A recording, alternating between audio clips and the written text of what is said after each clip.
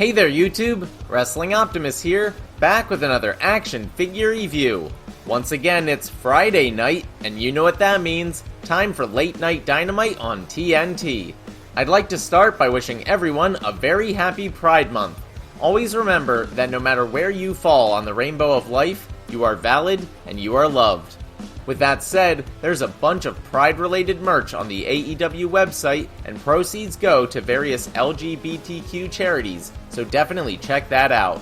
But getting back to the wrestling, it's the Dynamite after Double or Nothing, which is supposed to be the equivalent to the Raw after WrestleMania, so I'm hoping for some big surprises. But first, if you're new here, make sure to like the video and subscribe to the channel for more pro wrestling and action figure content.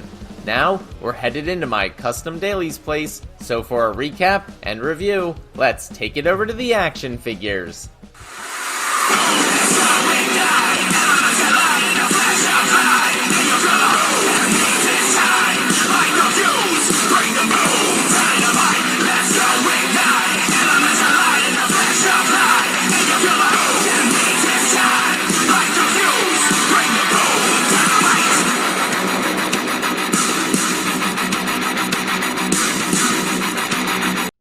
Another special Friday night edition of Dynamite opens with Pentagon, still dressed in his Joker gear, and Pac taking on the Young Bucks with the Good Brothers and Don Callis.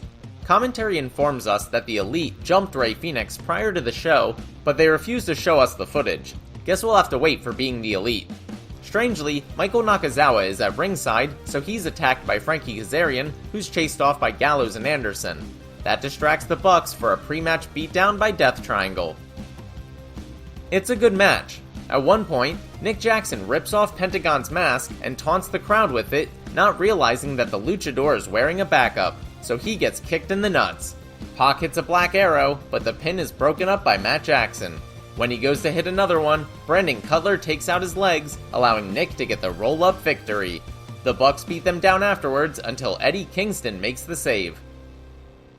Tony Schiavone introduces the world's strongest man, Mark Henry, who awkwardly comes out in a salmon-colored t-shirt but without music.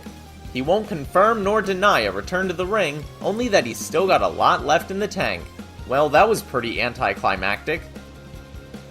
For some reason, that brings out Vicky Guerrero, who shockingly, yet strangely, introduces Andrade El Idolo.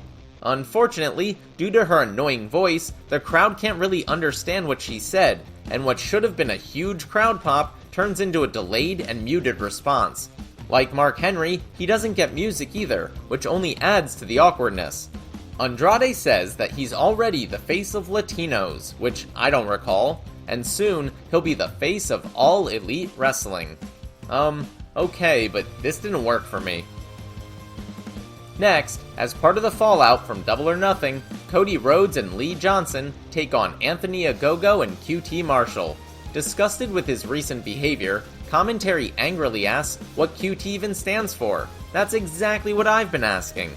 When Cody tries to hit the crossroads, Ogogo pops up and decks him in the face, allowing QT to get the win.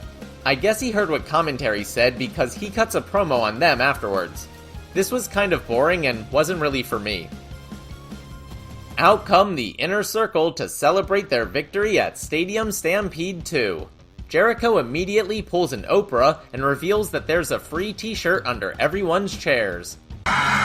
Shirt, shirt, shirt, shirt, shirt, shirt, shirt, shirt, shirt.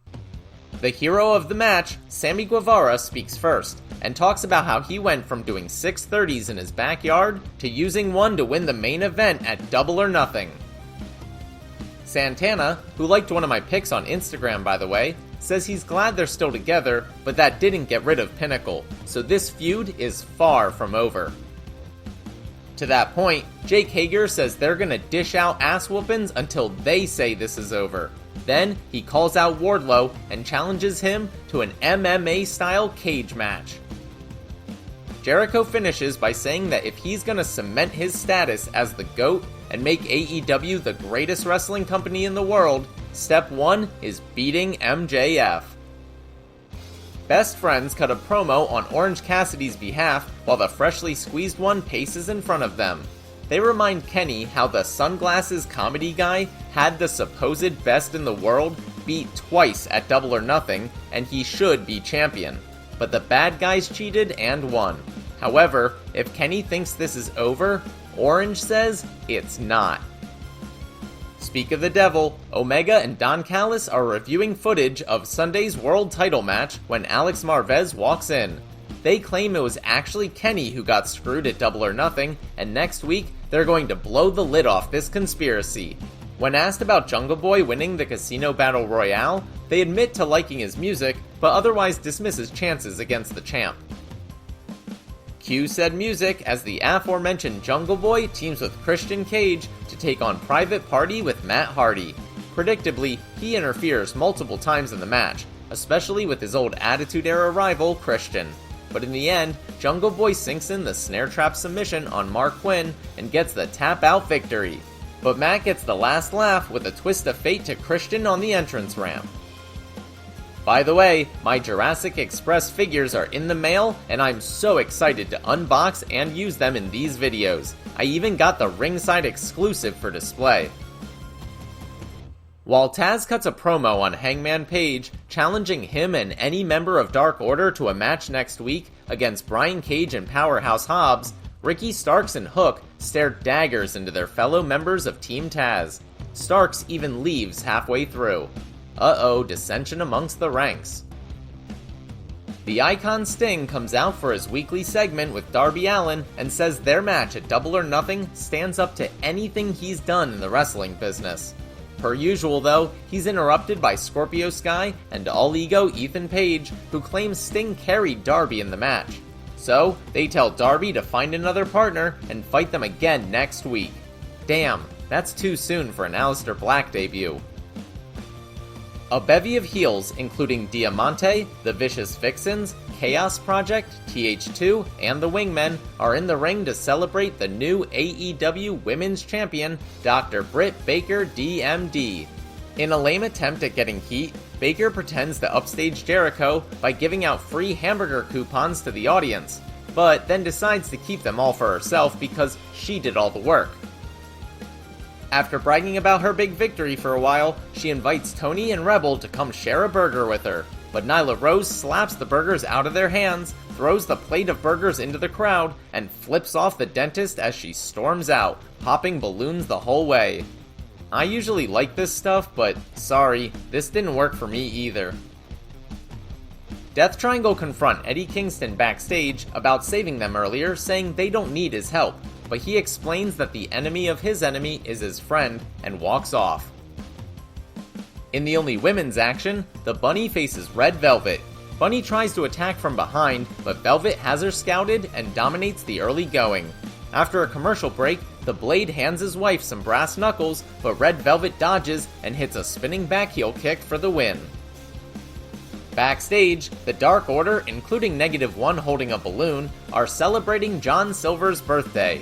He says Johnny's hungry for some gold, but he's not medically cleared yet. So instead, Evil Uno will take his place in a TNT title match next week. That leads directly into Miro's response. He starts by thanking God for his power and his wife for being hot. He realizes that Evil Uno will be coming at this from an emotional place, but he's faster, stronger, and undefeated, so this will serve as a warning to the rest of the locker room not to come for him unless they're sure they can survive. In the main event, Dustin Rhodes takes on Nick Comoroto in a bull rope match, where they'll be attached to the wrist by a long rope. This stems from their encounter during the Casino Battle Royale on Sunday, which involved a bull rope. At one point, they brawl into the crowd, where Fuego del Sol jumps on Comoroto's back and gets thrown into some wrestlers for his troubles. Aaron Solo also tries to get involved, but Dustin takes him out. It was super easy, barely an inconvenience. Oh, really? Actually, it was super easy, barely an inconvenience. Oh, really? Actually, it was super easy, barely an inconvenience. After a decent hoss battle, Dustin uses the rope to tie Comoroto's legs and rolls him up for the victory. He celebrates with the fans as the show goes off the air. In my opinion, this was a rare miss for AEW. Despite following a major pay-per-view, it almost seemed like they were phoning it in. The actual wrestling was fine, but none of the characters or storylines really progressed, the booking was questionable, and there were lots of miscues and awkward moments that kinda took me out of it. Maybe I just wasn't feeling it being on a Friday night again, but this didn't click with me, and tended to drift between boring and cringe. The one bright spot was the debut of Andrade, and even that was executed poorly. Still, my hope is that AEW uses him correctly and shows that they can treat Latino stars better than WWE has in the past.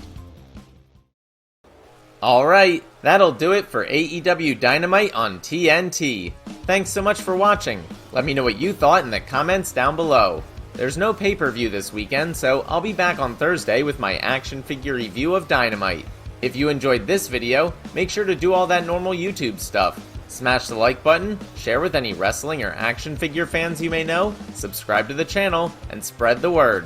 You can also talk to me over on Twitter at WrestlingOptimus, or see all my best figure photography over on Instagram at WrestlingOptimus. If you haven't seen my review of Double or Nothing, you can check that out right here. But until next time, I've been Wrestling Optimus, and I'll catch you later.